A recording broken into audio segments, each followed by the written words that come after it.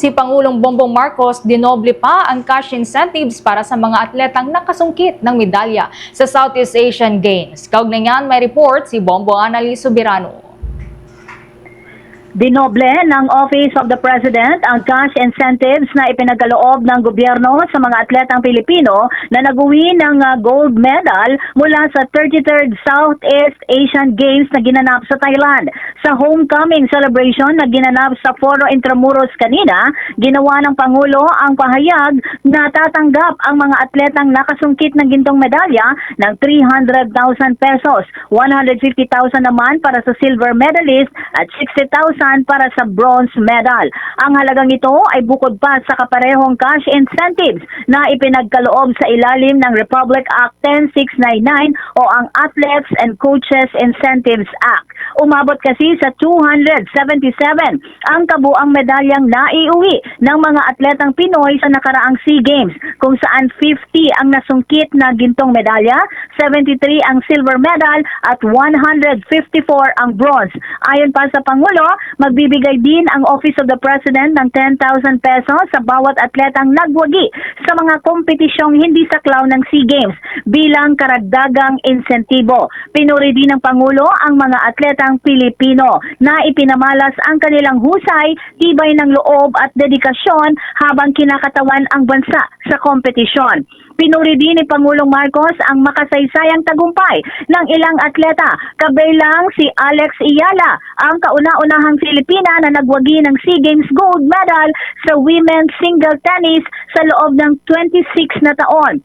Si EJ Obiena naman na nagkamit ng kanyang ika-4 na sunod na SEA Games gold medal sa men's pole vault, at ang Philippine Women's National Football Team na nag-uwi ng kauna-unahang SEA Games football gold sa bansa sa inaugural Women's Football Tournament. Ipinahayag din ng punong ehekutibo na patuloy ang pagsisikap ng gobyerno na paunlarin ang sports development sa bansa sa pamamagitan ng pagpapalawak ng grassroots at youth sports program, pagdaragdag ng mga pasilidad at magpapalakas ng suporta sa mga atletang lalahok sa pandaigdigang kompetisyon. Pakinggan natin si Pangulong Ferdinand Marcos Jr. Mula sa tanggapan ng Pangulo, tatapatan natin ang konting cash incentive na nakalaan sa ating mga nanalong atleta. Para sa mga gold medalists, may tig-isa kayong 300,000 piso for the gold medal. Sa mga nag-uwi naman ng silver, may 150,000 piso ang bawat isa sa inyo.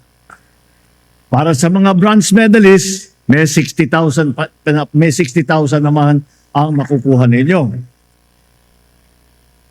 Magkakaloob din ng Office of the President ng tigsa 10,000 piso ang mga atletang nanalo sa ibang palaro bukod sa SEA Games. Batid natin walang katumbas na halaga ang inyong sakripisyo. Ngunit, tanggapin ninyo ito bilang simbolo ng pagpupugay at pasasalamat ng mamamayang Pilipino sa inyong kabayan. Si Pangulong Ferdinand Marcos Jr. Mula sa Malacanang, Bombo Annalise Soberano nag-uulat. And this is Bombo Radio Philippines, the #1 and most trusted source of news and information. Basta Radio, Bombo! For the most trusted source of news and information, visit our website at www.bomboradio.com. Follow us on Bombo Radio mobile app, Facebook, YouTube, TikTok, and X, formerly Twitter. Like, share, and stay connected. Anytime, anywhere.